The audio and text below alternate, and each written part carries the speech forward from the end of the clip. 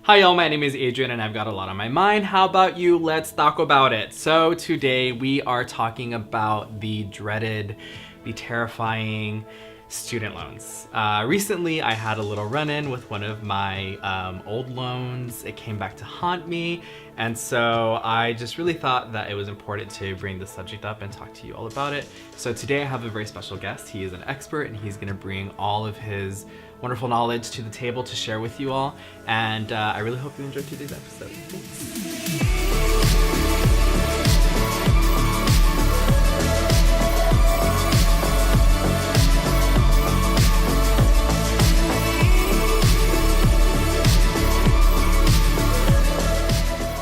Okay guys, so we are here with George and I'm just gonna let him introduce himself. Hi you guys, my name is George. I'm a student services specialist and I've worked all over the valley, Brownsville, Harlingen, McAllen. So I know all the ins and outs of upper higher education, financial aid, admissions, registration. Through experience and through work, I'm really familiar with all that. First off, just really like simple 101, what is the difference between a loan, a scholarship, and a grant? A loan, we're gonna get the worst one out of the way first, Okay. is money that you have to pay back. It can collect interest while you're in school, or it can accumulate interest after you graduate. But with a loan, you're gonna have to pay that back eventually. And sometimes, depending on the loan, it's not even worth getting. You're like, I've taken out a few loans where I'm like, can't I relate. should not have done that. Before we move on to scholarships, I know that there's two different types of loans, right? There's subsidized and unsubsidized. Oh yeah, so federal loans, which is the federal unsubsidized and the federal subsidized, one accumulates interest while you're in school, and the other one accumulates interest 6 months after you either have graduated or stopped attending or fall below half-time, so fall below 6 hours. Then it starts accumulating interest and charging you while you're in school. Yeah, by then you'll have a full-time job. Oh your yeah, life is completely 60, in order. 70K a year job. Yeah, definitely, Yeah. totally. Girl, that's what I believe. We're a little salty. We're gonna about talk it. about that later. So scholarships are money that, similar to grants, money that you would get awarded depending on your achievements, things you've done, or even some scholarships just depending on your ethnicity, your background, things like that. For those, there's many different ways to apply. Some scholarships come in the form of full rides, which I would recommend if you're able to get a full ride to a certain school or to any school, like the Gates Millennium Scholarship. I would run with those, take those. But yeah, so the scholarships, free money, you just have to apply, and they're kind of hard to get. Scholarships have a lot more competitiveness versus grants, which grants go off of your GPA, off of just different things like that, versus scholarships where you're competing with people all over the nation for those. Yeah, so scholarships are definitely more competitive. So you just mentioned something really important that I think we need to touch base on as far as someone's citizenship status. So when someone is undocumented, what are the options for them? What do those options look like? Yeah, so if you're undocumented, you may be eligible for some scholarships, but there are a lot of scholarships out there that require that you have a social or a social security number. But there's also the Texas grant that it's a grant that the state of Texas awards to undocumented students. Of course, it's on a first come, first served basis, so try to get your financial aid done as quickly as possible. So one thing I did want to talk about, because I was telling you I was recently served papers. Like straight up, you got served. You suckers got served. Oh, Is this shoot. your name?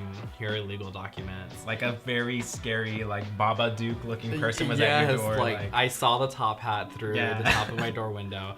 No, so I got served papers on behalf of this private student loan that I took out, and I didn't understand because I was like, but I'm back in school, this is supposed to be deferred, what do I do?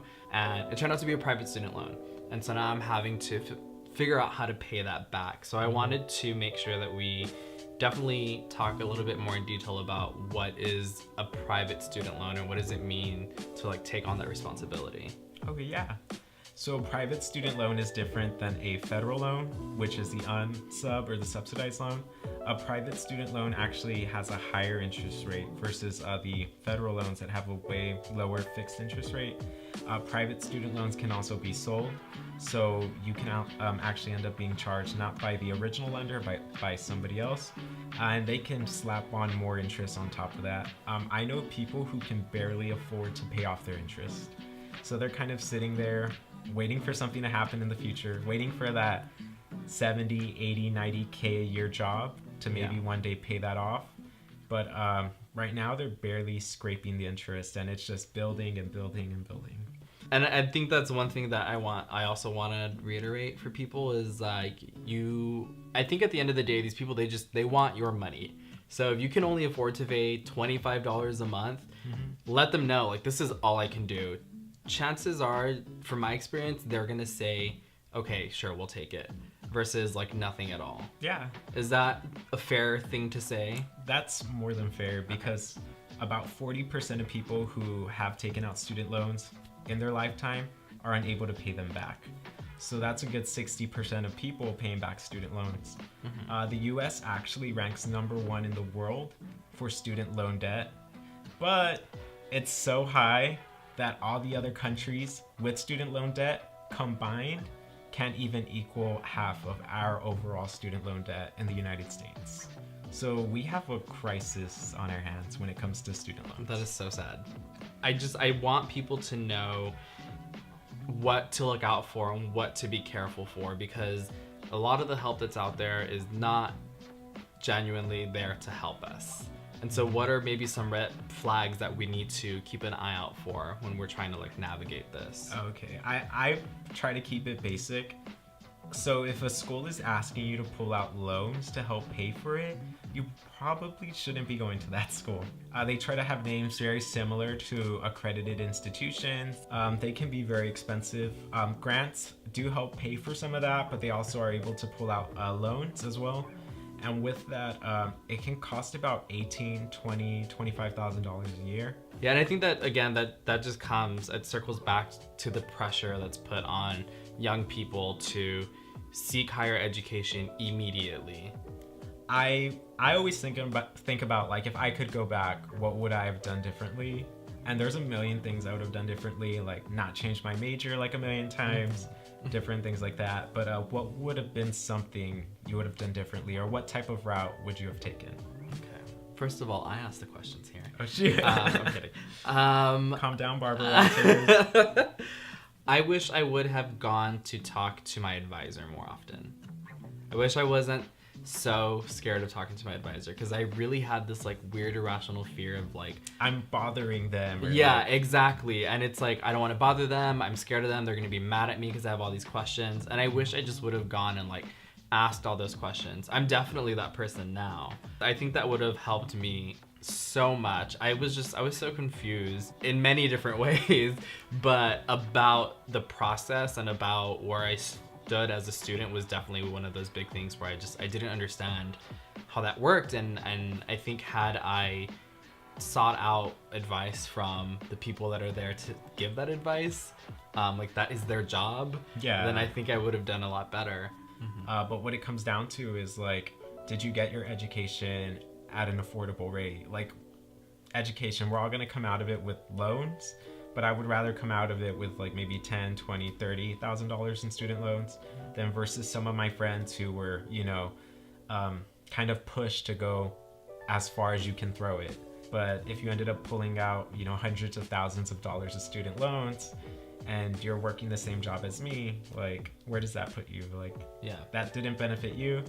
It might have benefited your high school counselor. It might have made it look like, oh, we had this many students go to prestigious Ivy League schools, but at the end of the day, like, it didn't benefit you as a student. So my best advice is, if you do get those scholarships, those grants, those full rides, feel free to take them. Like, that's a gift, that's a blessing.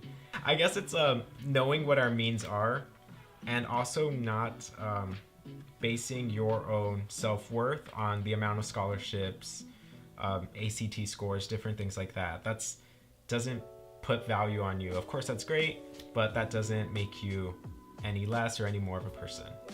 I love that. I think that is a beautiful note to end on. Thank you so much for being here. Oh, yeah. Thank you for bringing your wisdom and your knowledge and your expertise. And if people had more questions about these types of things, where would you recommend they go look? So if you have any questions, I would recommend maybe going to a community college. There's TSC in Brownsville, which I love. There's TSDC in Harlingen, which I went to. It was a really great school. And there's STC in the Upper Valley, which I work at. So you can go to any one of those campuses, ask more questions. We're definitely there to help you. We're not bothered at all. You can come, ask us anything you'd like, and we can give you our best advice on that. And of course, there's UTRGV down the street. Can't forget about them. And this is even if you're not a student. Yeah, even if you're not a student, even if you have questions for your siblings, for your family, you can come in, ask them, and we can try to help you best we can. All right, awesome. Well, thank you so much, George. Yeah, it was anytime. such a pleasure. This is where I disappear. It just vanishes. We're just gonna Do y'all edit have him those out. We can special do that. effects? So we'll just vanish him out. And oh my God, witchcraft. Where am I? All right, bye y'all. Say bye, George. Bye.